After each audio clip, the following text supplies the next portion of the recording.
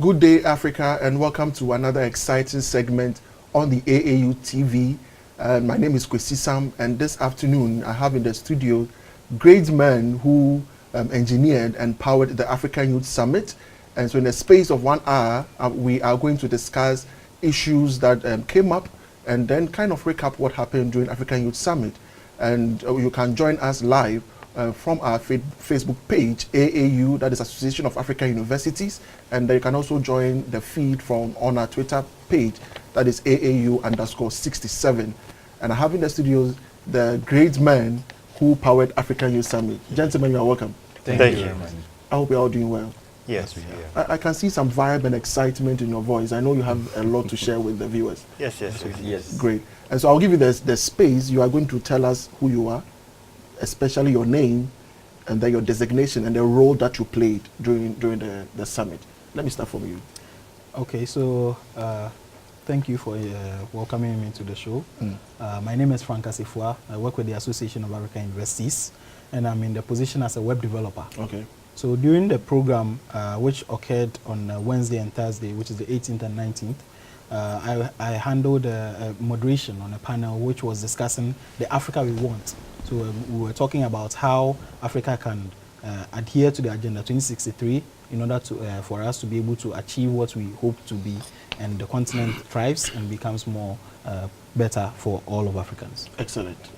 Okay. Okay, I'm Ankomah Schenineda, and I'm an assistant project officer here at the AAU. Okay. And actually, the African Youth Summit was an idea that we at the workshop section, we came up with in collaboration with Idea Factor. So basically, we started the whole idea right to the finish. Okay, that's great. Okay, so I'd like to say a good afternoon to you and then to all our viewers in every part of Africa. So my name is Samuel Adonteng, and I happen to be the Vice President of Idea Factor. So as Mr. Schenineda said, we partnered to host the African Youth Summit. Yes. Okay. Well, like he mentioned, I'm also Samuel Nyako Agyapong, and I'm a project officer at the Association of African University. And with the summit, I played a very key role in the summit concerning anchoring a section of the summit which was dedicated for entrepreneurship or building tomorrow's entrepreneurs for Africa's development. All right. So once again, gentlemen, you're welcome. Thank you. And I know I'm in good hands because I can find my moderators here. I can also find the real people who engineered the entire process from start to finish. And so I have the liberty to ask you questions, especially what really came out of the summit. But let me go to Mr. Schenineda and then Mr. Adonteng, because you have made us know that you are the brain behind this African Youth Summit. Why did you name it African Youth Summit? And then what was the rationale for putting up such a summit? Okay, first, AAU right now, strategically, we are looking at the youth as an engine for growth, in Africa in general. And so we've already started. Okay. Last year, we started with ARIS, which is African Research and Innovation Summit, which basically we had a lot of youth representing. And so this year, we also had it in our plans to also host another youth event. Okay. And then my friend from Idea Factor, they also had the same idea in mind. So they came to us, they said, this is what we want to do. And then we said, okay, that is also in our plans. So if that is the case, then let's pull efforts together and then come up with a summit for the youth in Africa to address some of the problems we have in Africa concerning the youth. That's great. Sami? Okay, so as I earlier said, I happen to be the Vice President of Idea Factor. And what we do at Idea Factor is based on people, as in people development. And we are basically focused on the youth. Yeah, so for about the past 2 years, we've been at various tertiary institutions. We've held various conferences and seminars on people development. We've partnered with some Canadian organizations, including ECOPAPS, to run minor training sessions in the various universities. But this year, we decided to take a bigger look at the bigger picture, a different look at the bigger picture. And we thought that we should hold an African Youth Summit that will bring together various students from the various universities and from various sectors. Okay. Yes, yes. And I understand there was another partner. Yes, yes, Bez Africa. Bez Africa. Bez Africa. So what was the role of Bez Africa in the summit? Okay, basically, Bez Africa, he came up with the entrepreneurship idea. So, you know, we at AAU, we hosted the whole event. And so, Bez Africa came with the entrepreneurship idea that we need to bring in the entrepreneurship. Because they're into business. They're into business and then all those things. So they brought the idea into that entrepreneurship area. And then Idea Factor, they also brought about the leadership, you know, grooming our youth to take up leadership positions. And so basically it was kind of those parts coming together to form the whole program. And I must congratulate you because it was a good one. For the first 2 days. That was on the 18th and then the 20th. The panel 18th and 19th. The panel discussions were great, and I know we'll be going into some of the sections to share with our viewers what actually transpired during the session. But let me go to Mr. Asefuah to ask you the theme for the summit: charting the course of the next, or charting the path of the next generation. What informed the three partners of the team? Now, the three partners have available to them the Agenda 2063. Okay. Now, in that document, it holds the path for Africa for the next 50 years as at that meeting. So it was important that the youth get a hold of the document to know what it entails and see how we can work it out. Because many of the people who created that agenda might not be able to outlive its achievements. So we, the youth, need to take it up, run with it, and make sure that we are able to make it the Africa that we want. Okay, all right. So, Sami, why Agenda 2063, and why is it necessary that you craft a theme out of that agenda for such a good summit like this? So, this is a call that is leading to development in Africa. So, we are projecting an Africa where our development is ours. It's people-driven. And looking at the population of the youth that we have in Africa, it's something that we can take advantage of. And we can leverage on our youth population to develop our country. Our various countries, our continent. Yes, let me put it that way. So the Agenda 2016 is projecting itself in such a way that we own our own development, and then we drive the process. We drive the process through. So it's looking at empowering the youth, empowering women also especially, and also creating opportunities. And notwithstanding, it also focuses on bringing people together. It talks about peace and development, developing in peace, and also takes rule of law in all things that we do. Yes, we do. We do. Okay, that's excellent. Let's go into the various content. The opening ceremony, you had the Secretary General of the Association of African Universities, Professor Etienne Iwanehile, who opened the forum, and we also had the minister, the deputy minister for the Ministry of Environment, Science and Technology, who also doubles up as the MP for Asefuah constituency, who was she was the keynote speaker for the event. I also know you had the Secretary General for the All African Student Union, who also doubles up as the patron for Idea Factor coming up. I want to pick up some thematic issues that they all spoke about. Let me start with the Secretary General of the Association of African Universities, who is overall boss of all the universities in Africa. I listened to his speech, and he really touched on the Agenda 2063, taking into consideration the fact that, just as Asefuah said, it is not an agenda for the current generation but the future. So it is very much important that we groom the young generation, and then we also make sure that they drive the process to the next 50 years. What was your take home from the Secretary General's message for the summit? I will start with you, Mr. Ankomah. Okay, you see, the Secretary General of AAU recognizes the fact that the Agenda 2063 is the way forward for Africa. Good. So, you see, in his speech, he made us understand that the youth are the most important section of the driving the Agenda 2063. Okay. And so you realize that he gave a kind of a statistics looking at the demography of Africa. Okay. And you realize that the youth form the greatest part of the population in Africa. And so he made this suggestion that we are developing Africa using the Agenda 2063, and we need the youth to develop with us. Okay. So it's kind of a call for the youth to also take up the Agenda 2063 and then make it our own.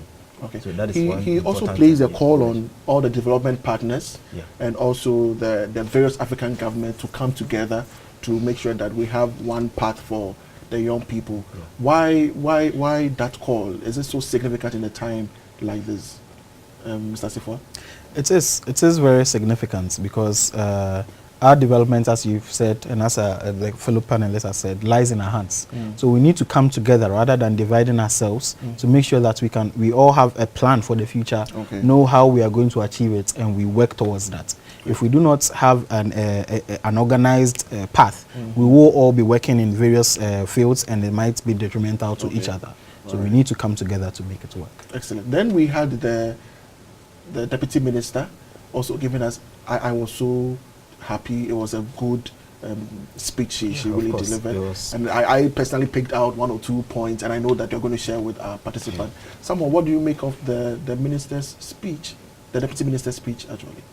Okay, so she touched on, as someone said, sorry, she touched on the fact that we are having a relatively higher number of, we have a youthful population. Okay.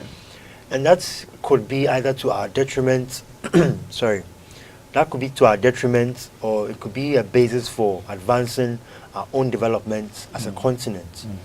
So I think she made a statement that it would be very important that we set up an institution whereby that institution will be a basis for collectively pushing the agenda of ensuring that the youth are well groomed to take up very salient positions in society. So I think, as you said, in Agenda 2063, whereby the Secretary General made mention that the developmental organizations should come together and ensure that the institutions are well placed to ensure that the youth are well empowered to take up various roles in society. That would advance the interests of our continent and our country as well. Great. So scouting through the participants who were at the event, I was so happy because you could see that, who knows, the next president was in that room, the next ministers or the next top leaders for the African continent were in that room. And so it was so much important that she placed that call. Yes. What do you make of her speech as well, Mr. Schenineda? Okay, her speech touched on some of the important things we need as the youth. Okay. And then what the government is also doing to support the youth. You know, we have, looking at the demography of the youth, the population of Africa, we have quite a large number of youth. Okay. A chunk of it is the almost youth. 50% of so the chunk of it is the youth. So now the focus is on the youth. How to make sure we groom the youth to, you know, drive the whole development agenda. You know, coming with it, the youth population is high. That has led to unemployment. And so there needs to be intervention. And then touching on it, she mentioned that the government of Ghana has set up a fund actually to take care of the entrepreneurship, national entrepreneurship, and innovation project. Okay. Yeah. So that is what she made mention of. And then she also said that, you know, it's something that the government has done. And right now, the next thing that we're thinking about is how do we make it accessible to the youth? The youth, okay. Yeah, and so I feel like she bringing it up is enough for the youth to take advantage of. Okay. Now, at the summit, we had a large number of youth present, and they've taken it up, and then I'm sure that they're going to be on the lookout for this fund that the government has set up to also, you know, groom our entrepreneurs that we have. Right. I also recall she made mention of the fact that the government is setting up a center, that is a Ghana Center for Innovation and Research Commercialization in a way of bridging the gap between academia and then research, and how research can really inform the decision of industry players. And so I think that is also very significant in the advancement of young people on that continent, specifically Ghana. That one, you see, right now, we've gotten to the point where we're saying that we should research into our problems. Okay. So right now, we're charging the universities, the professors, to come up with innovative research. And then coming with that, there's the need to own the research and then turn the research into commercial output. Okay. Yeah. And so I'm sure setting up, as she brought it up, setting up a fund, an institution like that to drive the commercialization agenda, I'm sure it's a step in the right direction. Yes, because it's going to lead to the fact that our research is not just going to be staying on the shelves, but rather we're going to implement them, and it's going to probably lead to youth and then solving some of the problems we have on the continent. That's excellent. Viewers, if you just joined us, we are here at the premises of the Association of African Universities, and this is AAU TV. We are having a recap of the African Youth Summit, which was held on the 18th and 19th of April 2018. The theme for the summit was charting the course for the next generation. And in our first round, our panelists have done justice to what happened during the opening ceremony. And we are moving straight to look at the panel discussions, the real issues that came up, and what were the take-home for the participants who joined us. And let me start with you, Mr. Agyapong. Yes. One of the heated panel that was a first had to do with Africa beyond corruption. Yes. And the central theme was we building on our ethics, values, integrity, and then our cultural heritage to combat corruption in Africa. I remember the moderator asked the very first question, that is it possible, Africa beyond corruption? Is it possible? And we had a percentage of the participants saying it is possible, and then others were saying, oh, it is not possible. What was a take home for you, Africa beyond corruption?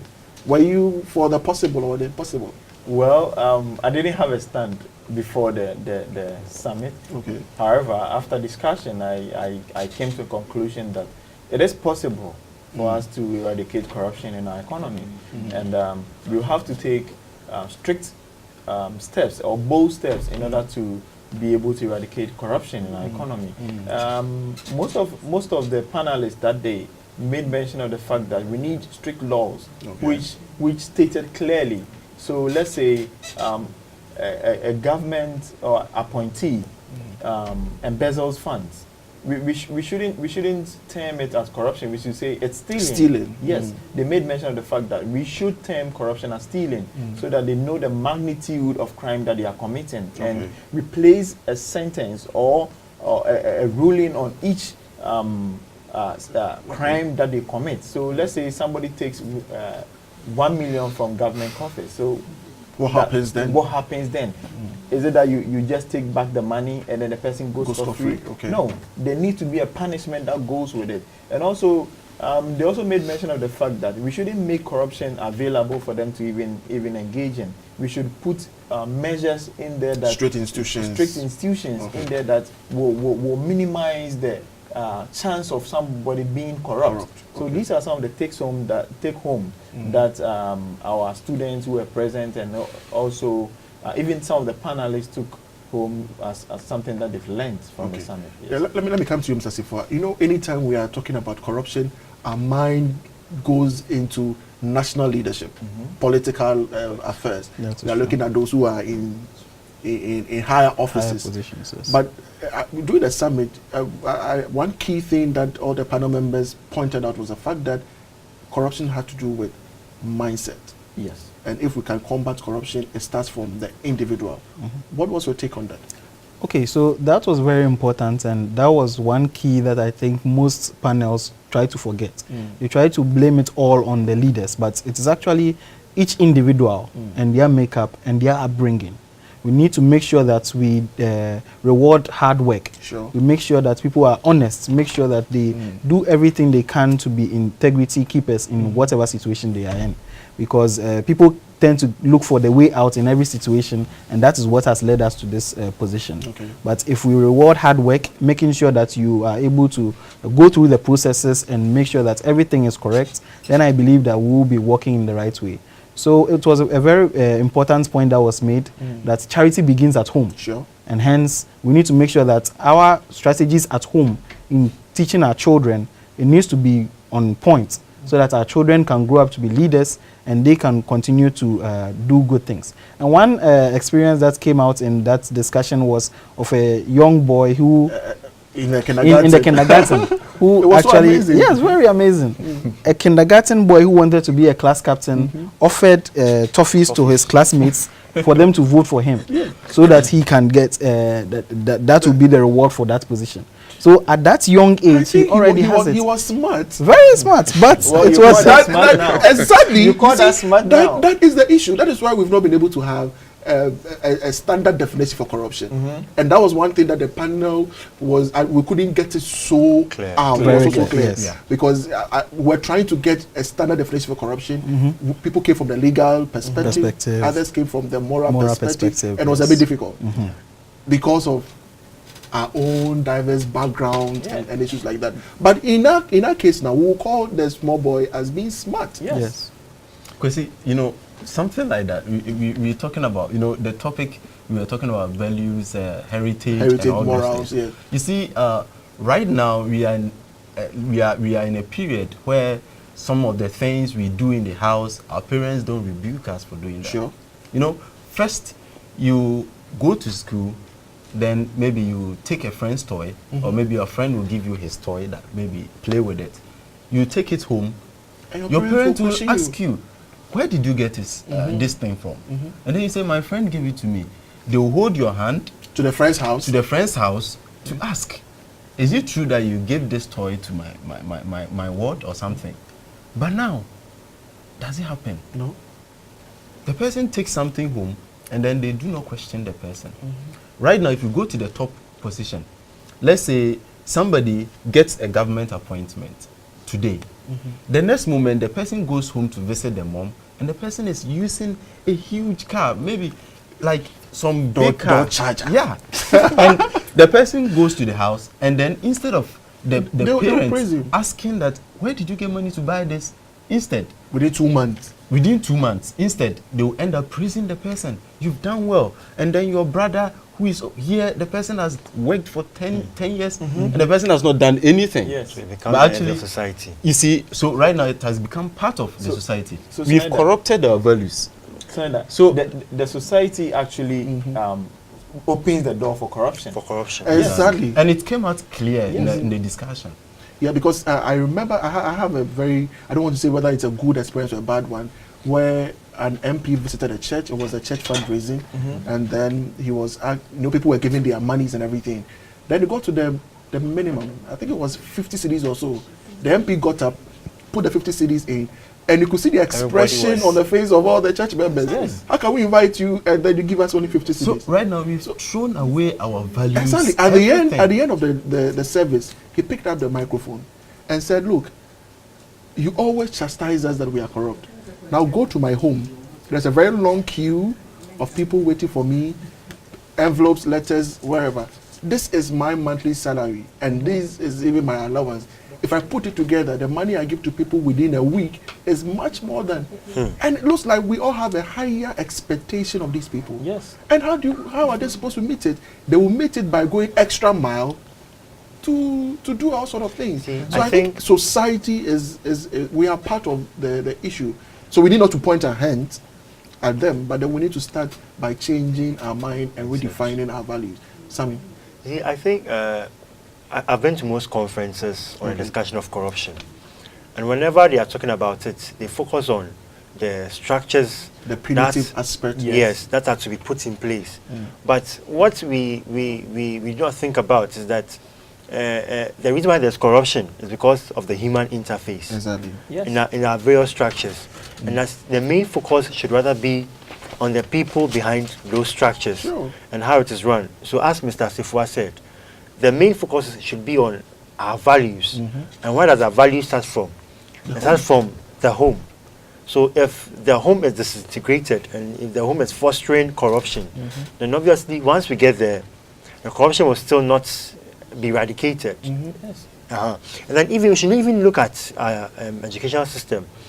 student leadership, Exactly. how all of these things are run. Our politicians are fostering some of these things at the student level.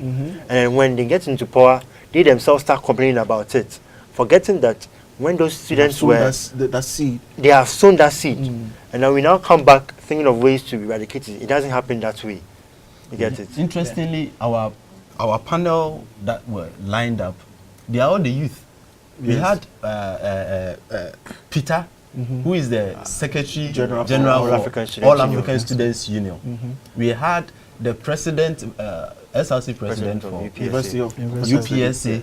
Mr. And then Abeku Adams, Abeku Adams, who's a a social activist. You know, so we had the youth lined up to talk about issues like this, and that is the beauty of it all. But So they made a commitment. Yes. They made a commitment. I promise that on Anna. yes, they are not going to be corrupt, Sure. and they are the ones who are likely to become leaders in future. Yes. So it's good that we had that discussion. Good. At least we have them on set. Yes, we have them on Yes. set. For me, my opinion, Okay. I think to stop corruption, it needs to start from us. Sure. Yes, and it needs to start from up here. Imagine, have you gotten to a traffic light whereby maybe there's lights out? Do you realize the chaos at the Everybody place? wants to drive his Everybody survival of the fittest. Thank you. So you drive there and then it on's red and you stop. Yes. Can the person behind you or the car behind you drive through you? No, of course not. No. Of course, no. You have to wait and then follow the proceedings of the traffic light. However, if we stop at the red of corruption, someone can't also follow up. Yes, the person also stop. Yes. So there is an example, a situation that a friend of mine talked about. So I'm a new police recruit. I'm not for corruption. I don't want to be corrupt. Then I go on duty, and my boss, who is also on duty, takes the money, and then after the whole thing, he says, "Oh, Sammy, Take the share. take 5 cedis." No, he wouldn't even make it big. Sammy, take 5 cedis for Monday. Tuesday, oh, Sammy, take 20. Wednesday, oh, Sammy, take what? 50. So Thursday, You boss take will not 100. come. You will be tempted to take I have the to money. go to the roadside, yes. And when I return, then boss asks me, "Oh, Sammy, today Nothing came. nothing came." You understand? So the system makes you corrupt whilst you are going up there. So it needs to start from me. As Sammy, take 20. Oh, boss, I'm okay. So if boss doesn't come, corruption doesn't happen, and gradually it is stopping. Okay. Yeah, so it all came out in the Sure, in panel the discussions, discussion. yes. Those are some of the conclusions we came to. Okay. In the panel Now, discussion. one key thing that we were still not able to point out of that panel I think we didn't even go into that area. Had to do with the difference between thank you, giving out a gift, corruption, and bribery, and corruption. You know, in our part of the world, I don't know how to put it, but if you do something good for me, I feel so much kind of obliged to say thank you, even when I have not even requested. One good turn deserves another. One good turn deserves another. And so if someone does something for me, and I don't give someone anything in return, even though he's not asked, I don't feel so confident in my mind.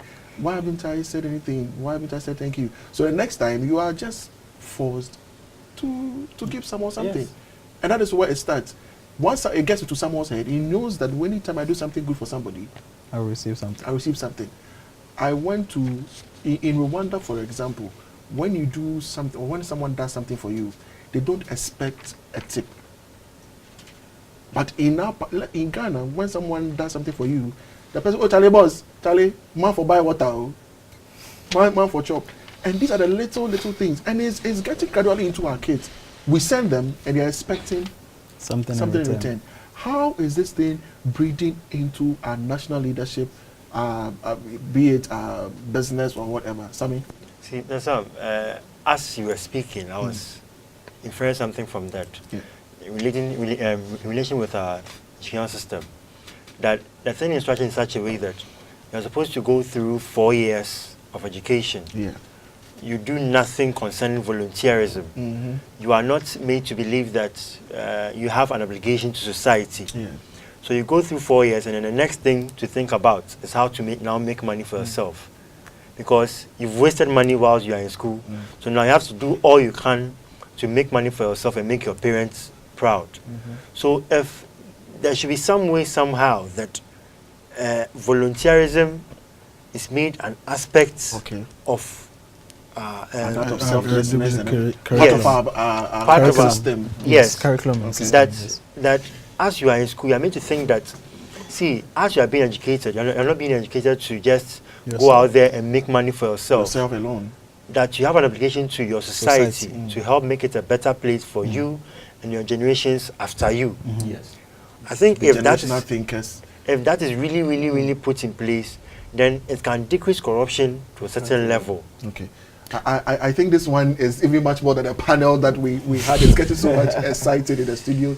And if you just joined us, we are live on the AAU TV, and we're having a recap of the African Youth Summit, which was held here at the premises of the Association of African Universities in partnership with Idea Factor and Biz Africa. We are going into the next segment, which was a panel discussion two, which was also the Africa we want, and it was one of the best panels. And Mr. Asefuah was the moderator for the panel, and I know that this is your show, so you are going to share a lot with us. We were looking at how we can develop a human capital vis-a-vis our natural resources, how we can take advantage of our growing population, and vis-a-vis artificial intelligence, which is, or which, I don't want to say which is, I don't know whether to say which is or which has already taken over our continent. Almost. I know very soon it will take over our continent, where robots and other things will take over the things that we do. I was so surprised when actually we saw the sex dolls on the market and everything, and very soon, you know what some of these things can lead into. We also talked about the fact that we need to position ourselves as young people to take advantage of over the growing economy of the world in terms of business, education, technology, and vis-a-vis. What were the key take-homes in that panel, Mr. Asefuah? Okay, so with that panel, as you mentioned, there was a very interesting panel, which had a lot of points coming out from Professor Goski was Professor Goski, Mr. Eko Mensah, who is the CEO of Tano and manager, and we also had Mr. Gainford Amponsan and Mr. Buju, who was also from GHL Bank. Now, one of the points that was really expressed was how we need to promote lifelong learning. So even though you are in a position at an institution, you need to adopt to the new trends that are coming up in society, know that you are able to join and learn more about the emerging technology so that you can stay on top of your field. Now, one thing Mr. Gainford Amponsan also mentioned was that whatever sector or part you are studying at school, there is technology that is leading that system. You need to make sure that you are abreast with that technology, see opportunities in your sector, and see how you can improve upon it. And that will really help us to improve our capital, to know what is going on in the world, in Africa as well, so that we can keep on learning. Now, we also mentioned with some statistics that there were a lot of people who did not have the adequate core skills to work at their organizations. And this would even change by 2020. About 20% of the core skills that are expected for any job would have changed by then. So it is important that we digitalize ourselves. No matter which sector you are learning, you need to learn how to use computers to be able to see how you can solve your problems. Now, this was something that really helped, because it helped us to see, and the youth population which were in the audience, to see that it is very imperative that you do not just take what you are learning in school and not know what is happening around you. Exactly. And that is how come Africa has been left behind. So we need to learn these new technologies in order to be able to leapfrog those that are already existing. We also talked about how to find solutions to a lot of problems we have in Africa. Now, in order to promote intrapersonal trade, also to be able to help us develop as a nation and create opportunities, even though these technologies are coming up, the first thing that was mentioned was we should not fear technology. No matter what, there's still the need for us to embrace technology. Exactly. And as one Stanford professor said, computers are extremely powerful tools, but very stupid. They do not have ideas on how to make things go. It is a human that has to feed that information into it. So we need to find out the kind of problems we face. More often than not, when we see problems in Africa, we complain about it and then we move on, rather than trying to find a solution to that problem. And Mr. Buju from GHL Bank was able to see that if there is a situation and you see a problem, try to get under the skin of the problem. Don't just know the surface of the problem. Try to really understand why that is so. And because of that, you'll be able to build a wonderful product that will be able to solve that problem. And for all you know, there are millions of people who are also queuing up to solve that problem. An example he gave was in China. They are trying to learn English. So there was a gentleman who knew how to speak English and Chinese. So he built a website and asked for just $10 for someone to learn to take one of his lessons in English. In English. Okay. When he slept and woke up, he had $12.6 million in his account. That's amazing. That's because that number of people needed the course. So each of them paid $10, and because of that, he was a millionaire by sleeping at night and waking up in the morning. Exactly. So there are so many challenges we have, and Africans are creating very innovative solutions to them, and we must commend the youth because they are doing very well in that. Fantastically, a lot of talk about the bamboo bikes and a lot of things that are being created by the young generation. So it is also important, as we mentioned earlier, that they see mentors so that they can assist them and help them plan so that they can do well in their future as well. So let me come to you, Mr. Ankomah. Do you think our educational system has a role to play if we are supposed to take over the continent? For example, a lot of us back in school, all that we know is wake up in the morning, walk to our lecture theater, sit through lectures, come back home, maybe find some movies to watch on your laptop, which you can use for other important things. You come back, write quizzes, you write exams, school ends, you go home. When you come back home, you feel even so shy or pompous to go for internships. When you go for internships, you are looking for ones that will give you money. Even national service placement, we go around finding where we can get access to good money. What do you think, or what can you make of our educational system? Has it got a role to play in we taking over the continent? Okay, thank you, Kwesi. Kwesi, you know, Africa, we have two things that, you know, put us ahead in terms of competition. Okay. We have the populace, we have the youth population that is on the rise, and so we have the advantage when it comes to population. Okay, and besides not just the population, we have quite a chunk of the population being the youth. Yes, that's one thing we have. We also have the natural resources. Okay, we have the natural resource. Everything is in Africa. Good. Okay, so we have these two things. How do we interact our growing youth population and then tapping into our natural resources? And it comes down to education. Okay, so it's now up to us to target our training towards how to harness our natural resources. And for that matter, the training, everything that goes on in our schools should be tailoring us into innovative ideas, innovative ways to make use of our natural resources. Because if we don't do that and then train students or people who can make use of those natural resources, we will be in Africa, then people will come from other countries and then other continents and then they will come and take up our resources, and then we'll be here and then we'll be complaining. It all comes down to our educational system. So it's up to us to start from now, and then making us know what we have and then the technologies we need to tap into that, and training targeted at that. And I'm sure when we do that, we'll be able to make use of our natural resources. Okay, so let me come to you, Mr. Agyapong. Yes. In brief, can you chart the way for us? Where have we gone wrong? Where should we get to?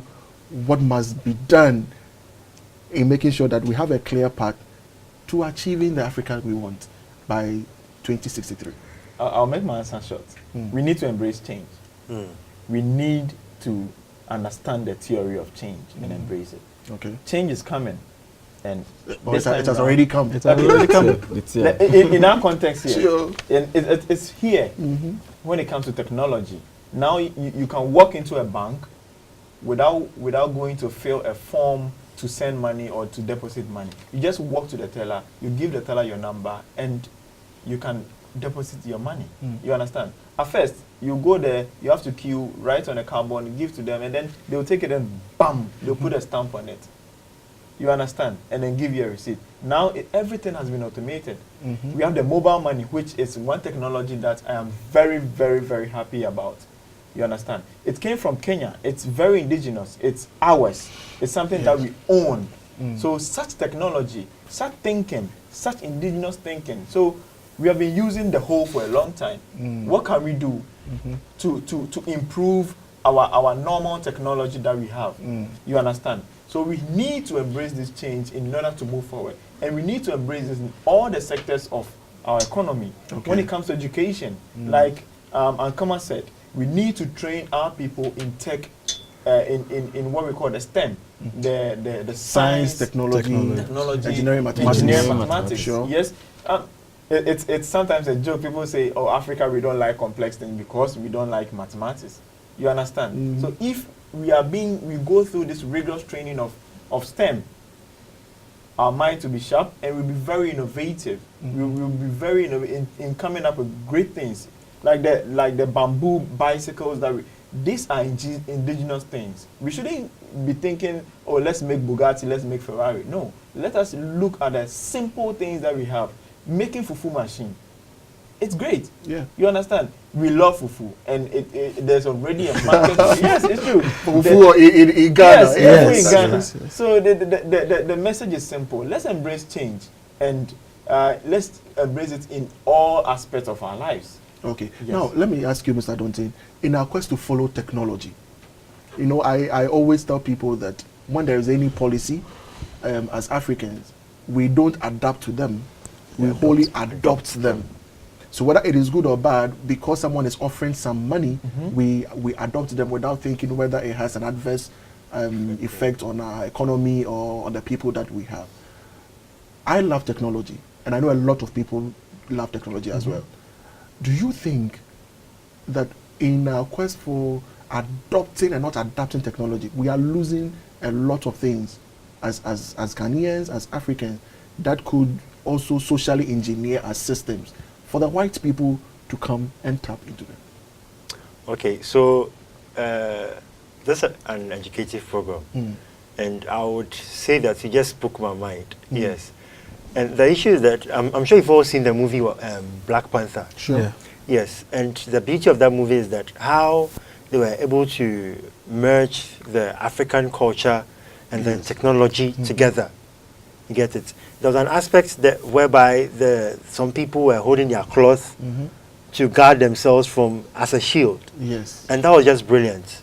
So I think from what your question you asked, the main focus should be on how we can merge our culture and our technology, our values and our tech, our values into our educational system. Because I would say that I'm still a student now, and I've learned a lot from my institution. But the bit of my problem here lies in that does the education system fit into the context of our problems as Africans, as Ghanaians? Exactly. Does the tech that we are bringing in, do they fit into the context of our problems? Yes. Students have iPads and all that they do is to download movies. Movies. And what? Nobody goes into the app development, whatever. What can I use my iPad for? The iPhones. Exactly. You know, Ghanaians are craving for iPhones everywhere you go. People are, you know, when you have an iPhone, you are in town. Yes. But I ask myself, what do we use our iPhones for? Pictures. Take good pictures. What That's else? all. That's all. And that ends it. And yet we think we are in a technology. Exactly. Yes. So but if it's being driven by our own values, system, or our own values, our own we would have made a lot more sense in it. Perfect. Right. Yes. So, yeah, viewers, it is getting interesting in the studio this afternoon, and we are still having a recap of the African Youth Summit that was held by the Association of African Universities in partnership with Idea Factor and Base Africa on the 18th and 19th of April 2018 here at the premises of the Association of African Universities. And it's getting interesting. If you just joined us, this is AAU TV and we are live on AAU Talks. You can follow us on our Facebook page, that is Association of African Universities. You can also get our Twitter feed by following AAU_67. Let me get back to you, my wonderful panelists. You've made us happy, and we've seen that the summit was purposeful, and it has really achieved what it was intended to do. But another panel that I loved so much had to do with the third panel, where, do you know why I love the third panel? Because it was full of young people. Yeah. Actually, when I saw the CEO for, is it Hill Shoes? I was amazed. When I saw Prince, Mr. Prince Apa, I was amazed. When I saw Miss Emmeline from EIB Network, it was full of young people, and the discussions were rich. Now, we looked at how we can take advantage of our 21st century in terms of business startup strategies to make sure that we survive. We also look at reasons why some business startup do not stand the test of time. People are in school. When they're in school, oh, we should go into entrepreneurship. They set up businesses. Immediately someone employs them after school, the business idea collapses. Mr. Agyapong, you were the moderator for that panel. Yes. And I know you want to take the first blow to share with us what were the issues, what were the take-homes that the participants... So one interesting aspect that came up was, can entrepreneurship lead to development? And we had interesting remarks from our panelists. And one of them said, no, the current entrepreneurship that we do in Ghana is not something that can lead us into development. Let's say someone sells toffees on a tabletop. That can't employ even another person. Better to talk of development. You understand? So if we shift away from the informal or the let me say the very, very small entrepreneurship that we have in Ghana and go into maybe SME and then develop it from there, that can lead into development. If we add technology into our entrepreneurship, if we add more let me take you on the spot, Mr. Agyapong. How can I embrace technology if I'm just selling toffees? How can you embrace technology? Yes. So it shouldn't be just toffees that you are selling. This I learned from yesterday. So you need to know your customers. You understand? You need to know what they want. Some people want it in bulk. So if you are selling toffees, I will want you to sell toffees in bulk, not sell on tabletop. You understand? So you can embrace technology in the aspect of text messaging your clients and also making payment through the mobile system. Now we have the mobile money, like I mentioned earlier on. Using your Facebook page to create adverts. Yes. Instagram.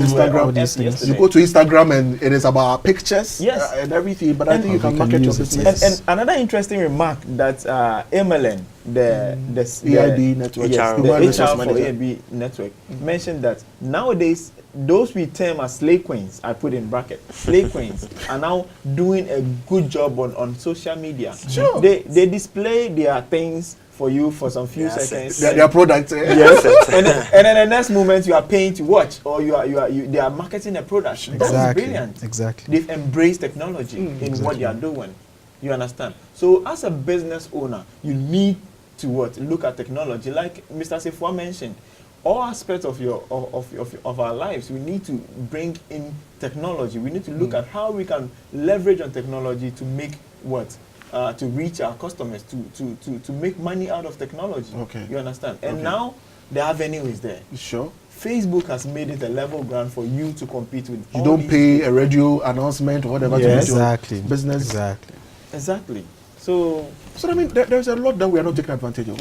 Mr. Asefuah? Yes, please. You agree So with me? I do. I really do, because there are a lot of opportunities. But more often than not, people tend to shy away from the technology. They are afraid of the system. Many of the people who are the richest men in the world actually can't build their systems. They actually employ people who can build it. They know the problem. They just ask you the programmer to do this, and that for me. And that is his product, and because of that, he's rich. Jack Ma from Alibaba. yes. Can't code. Sure. Can't code. Not But in the But he's making money from inside. Exactly. Yes. And his system was built by people. He didn't lift a finger to write any code. But he's right now the richest person in Asia. So you don't need to know the technology. You need to know your problem. Yeah. So more often than not, when you have a business, you end up getting inquiries from your people saying, why don't you do this? Can you please do this for me? Something that is usually out of your scope. Note it down. See how you can use technology to achieve these methods that are being stated. Let's go to the same toffee example that was mentioned by Mr. Samuel. If you have a system that says that, okay, if someone is organizing a birthday party here, they can order in bulk. It is a good business for you. You are just on the table, but someone makes an order, a big order, you are able to accomplish that, and that earns you more money. So we should always try to find ways to put ourselves out there, think big, think globally, think how we can scale up our businesses rather than always trying to be as okay as we are. We always try to be in a good shell where we are okay here. Everything is comfortable. Mr. Asefuah, let me also pitch this one. Yes, out. please. You know, it also comes in. I don't know. Our culture also plays a key role in a sense that in Ghana, in Africa, where we find ourselves, we believe in not sharing your problem, not sharing your idea, because immediately you share your idea, someone picks it up. And so a lot of us have business ideas that we could share, but we are unable to do so. We are sitting on them, looking for an opportunity to do it ourselves, and then it slips off. Exactly. I think this is a major thing that is really. Kwesi, you see, yesterday, we had the same issue. It came up, the fact that somebody may have the idea, but the person fears that if I share my idea, somebody will pick it up. Pick it up. There is a problem of patent. Yes, intellectual property rights as well. Property rights. Yes. That has not been developed much in Africa. Sure. So in going forward, maybe we develop that system, and then people wouldn't be afraid. And I think the AAU is spearheading that agenda. AAU is spearheading that agenda. And also, there is this part to it. It came up with a panel discussion. They said that we have an entrepreneur, and then we have a true entrepreneur. Okay. They said, see, everybody can be an entrepreneur. Yes, but there are true entrepreneurs who have passion for what they are doing. I have an idea. I conceived the idea. It's in my mind. I share it with you. Maybe you want to steal my idea, replicate it, and then put it out there. But then I shouldn't fear that. You're the originator. I'm the originator. I dreamt about it, and I have passion for it. I can still go ahead and do it. And because I have passion for it, I'll do it and do it better than you. And the moderator, Same, came up with the statistics that, if you go to the developed world, he says, there are few entrepreneurs. He said, we have few entrepreneurs, all right? And then if you come to Africa, we have Facebook CEOs. Facebook CEOs. We have a lot of entrepreneurs in Africa, yet we are always complaining that we need entrepreneurs in Africa. What is the problem? What kind of entrepreneurs do you want? so we distinguish between entrepreneurship and then buying and selling. Okay. In Africa, we are doing buying and selling. Exactly. One key thing I think someone right from the beginning of the discussion made everybody know is my stance on entrepreneurship. I fight with a lot of people. There was one time we were on a panel and then someone said he actually read BSc Agriculture at the university, came back from school, couldn't find a job. So went to the north, got smokes, and then now he's in Accra, goes to the ministry, sells a smoke. He comes to Facebook and tell people, to hell with your education. He's now an entrepreneur. And I was surprised. And I had to school him because we are now trying to make less of education because we've not understood the relevance of our education vis-a-vis helping us to do the very things that we have passion for. Sammy, what was your take? Because your mentor was there, and I could see you clapping and doing everything. What was your take on what's his name, Mr. Derek? Derek. Yes. Derek made mention of the fact that entrepreneurship has to do with you having passion for everything that you do, and then making sure that you conceive the idea and run through the process, no matter the risk and the challenges. What was your favorite aspect of the message that he delivered? Okay, so inferring from what Samuel said, he made mention that in the Western world, there are few entrepreneurs who are having a bigger impact. Okay. Yet, in our part of the world, we have a lot of entrepreneurs who are making small impacts, even not going beyond our borders. I think Ali Kote is doing well, doing quite well.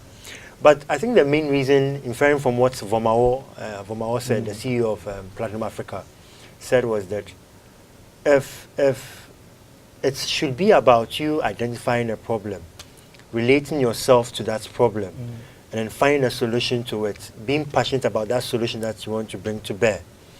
It is only by that way that you can truly find and make impact as an entrepreneur. Because as you just said, whenever today I was in a meeting, I was coming from a meeting, and then I think the person chairing that meeting said that someone is our boss here, he's a CEO. And one lady said, no, he's not a CEO. I'm the one, I'm the CEO here because I'm the one selling hair, wigs, and then and dresses, so I'm the CEO. So I laughed, and I just remembered what you have always been saying, that just because she's saying that she's selling wigs and then clothes, we should hail her as an entrepreneur. Yes. How many people can she employ as a wig seller?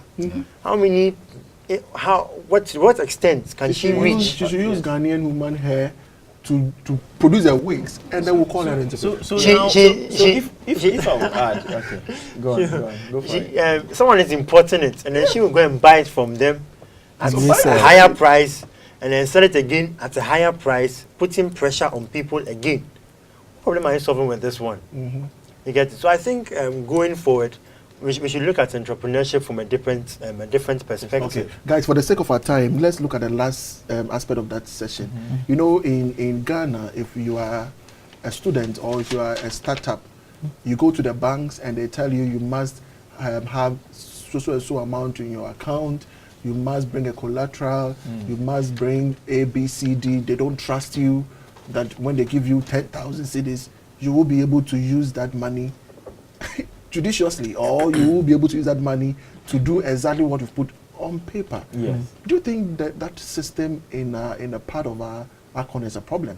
Because in the Western world, develop the idea and you have free access to funding. Even though if it's not free, at least it is a bit not too much of a problem. It's not free in the Yes, Western world. too much of a problem that we have in Africa. How do we encourage our young ones to have access to funding? Sammy? I wish every student in Ghana was here yesterday, especially for the breakout sessions. Yeah, for the breakout sessions where we had the financial management and then the part about proposal, sponsorships and then grants. Okay. Because at the grants and sponsorship proposals, I myself learned a lot. I wanted to just sit down and then stand up again and go somewhere else. But immediately I sat down. I sat down. I mean, I got glued to the seat. Because what was being shared yesterday made me know that there are lots of avenues you can have access to funds to without even going to the financial institutions. Okay. But we don't know of. Sure. Even sitting down here, I can make a lot of money just by sitting down here without moving to any other person to get access to funds. Sure. There are means of even raising funds from what Asefuah said. Someone just posted something that he can teach you English for $10. So it is true that you can make money, you can be successful overnight. Yes. Hey, can you mention some of the things that was so for example, there's the Bill and Melinda Gates fund that you can get access to. Yeah. And then what the minister also mentioned, what the government is doing. Yeah, the NEIP. And the I government think programs that is currently running. There is also crowdfunding. Yes, there is. I think I did a similar thing with my WhatsApp status. Yes, I was organizing an event and I put a flyer on the status and I said that if you watch the flyer, kindly give us 10 cedis. I think some of you saw it. Yes, I saw and it. How much did you get? I won't tell you. Yes, and out of that, even though we've not been able to hit our target, but it was an easier means of getting people donate 10 cedis. You know, it's very simple, going to your mobile and then dashing 10 cedis. But it's stressful also. But I know, I'm hoping that we'll be able to get our target. These are little, someone can give you $10,000. Of course. But at least if you start with a crowdfunding, 10 cedis, 2 cedis, sharing your business ideas, we believe that you will be able to get there. Nothing is easy. All right. So guys, okay, Sammy, I'll take you as a final. So let me end with this. In our discussion and even what happened yesterday, we will come to the fact that it's not only enough to get an idea to solve a problem Yes. or to take the risk. One component that needs to be paid attention to is innovation. Exactly. Yes. In all we've said, you realize that we arrive on innovation. Yes. In technology, innovation. Even in you raising funds, you Yes. need to be innovative Exactly. to raise these funds. And even bringing about your team, bringing the team together to help you with your vision, with your plan, you need to be very innovative. You need to be very picky, because you can't just go and pick someone who will not support the agenda. It's true. You understand? True. So innovation is key, or being creative or innovative is key in all that we do, not only in entrepreneurship. So if Africa embraces this, we can get the Africa that we want. Thank you very much. And we can't go without talking about the last panel. And we've been a bit biased. Yes. But the last panel was also very interesting. That had to do with the fact that we need to industrialize Africa. How can we industrialize Africa? We can't do it without our TVET institutions. Yes. Where we find ourselves in a part of the continent where if you are not academically bright, then you are asked to go into vocational and educational training. Yes. Now, as developers, what message do you have for our younger generation that, look, we need bright people to go into... I was telling a friend of mine that all that I have is my head. Because, Shara, can you play the keyboard? What skill do you have? Actually, I only have my head. Yeah. And then, You also And then- you don't have the skill. No, Okay, we are coming from I another don't angle. have. All that we do is just our head. Yeah, just my head, and then Tell us think anything that and you do then write about- something down, something. You know. Yes. Sammy, apart from schooling, what skill do you have? The system has crippled us, eh?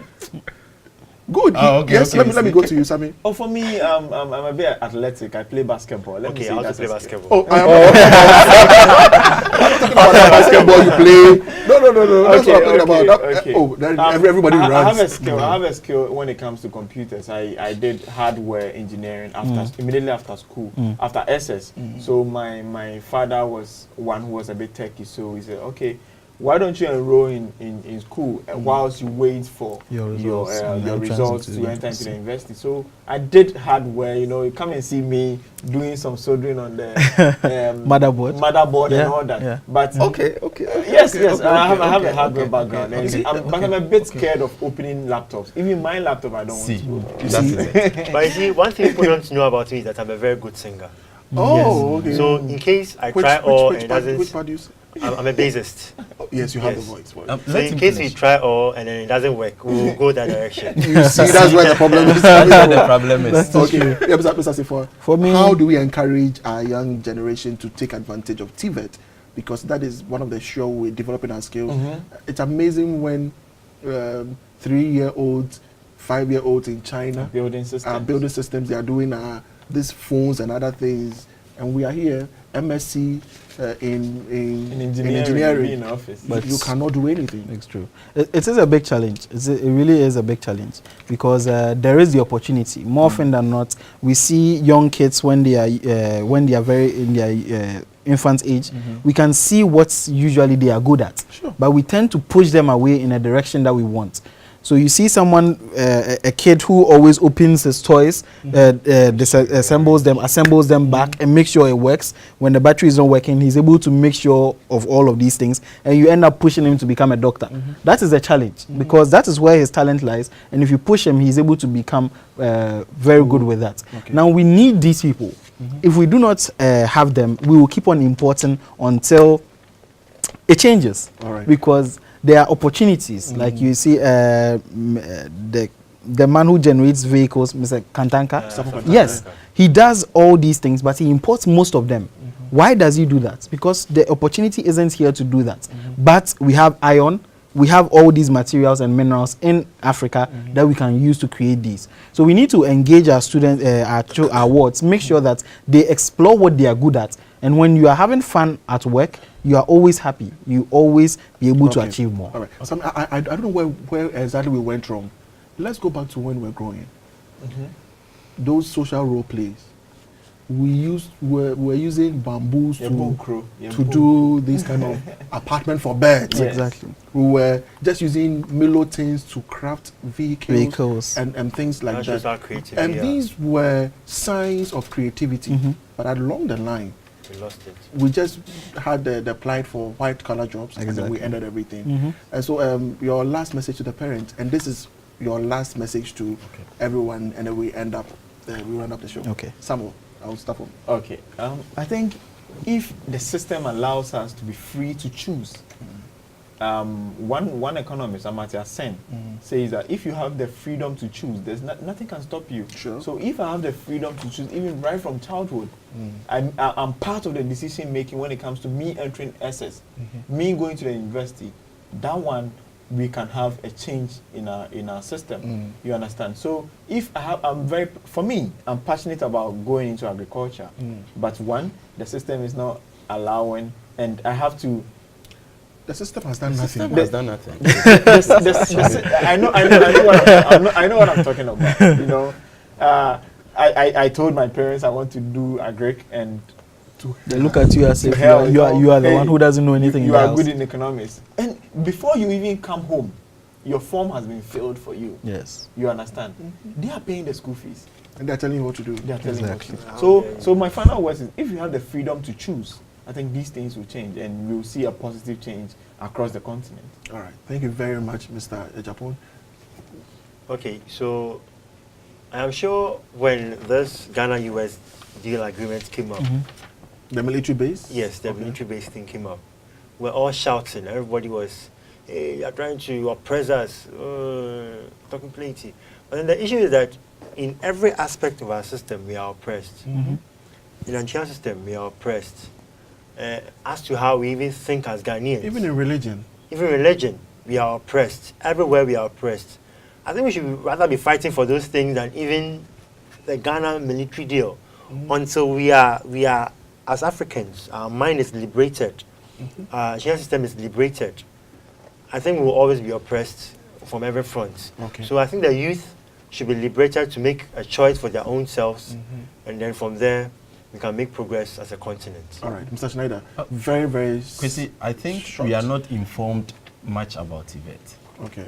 Today, during the panel discussion, it came out clearly that if we put 10 people who went through the former educational system, the one we know, The traditional one. yeah, the traditional one, 10 people, they go through that, they will probably end up not earning a living. Put 10 people who went through TVET. TVET. 8 of them will end up earning a living. And so the information needs to get out there. And once our parents are aware that if my ward should go through TVET, they will end up getting job or employed, and they're contributing towards the development of Africa, then they will push them there. It happened with nursing training college. Sure. First, because of unemployment, I'm sure, people went towards That line. nursing. And right now, the nursing sector is choked. The same thing can be done for TVET. Okay. If people are informed about TVET and the opportunities available in TVET education, I'm sure that people will go in there and then the problem will be solved. All right, your final words, Mr. Asefuah. For me, there are so many problems in Africa. Find one, try and solve it, bring people on board as a team or individually. You can try and do as much as you can. There are opportunities for you to get funding, for you to be able to do all these things. You just need to go online rather than using your social media bundle, your bundle for social media and wasting your time there. Find opportunities that you can get grants and support in order to do these systems. And if we solve our own problems as Africans, we will be able to support ourselves and we will be able to develop. All right. Thank you very much, gentlemen, for the good job done in the past 2 days. And the recap has been extremely exciting. And I believe that our viewers may have gained 1 or 2 insight and taken something out of it. Yeah. Thank you so much. All right. And so it has been the AAU talk here on the AAU TV, where we had the recap of the association, the African Youth Summit, which was held on the 18th and 19th of April 2018. It is me, and it has been me, Kwesi Sam, who has been hosting these gentlemen in the studios. We will come your way next week, Monday, with other exciting editions of the AAU talks. If you missed the African Youth Summit, you have the opportunity to watch all the videos again on our Facebook page. Just log on to the Association of African Universities, and you have access to all the topics, all the panel discussions that went on during the African Youth Summit. And hey, make good use of every resource that you have, and be unique, because there is none like you on this continent, none like you in Africa, and none like you on the entire globe. Thank you so much, and thank you for staying tuned.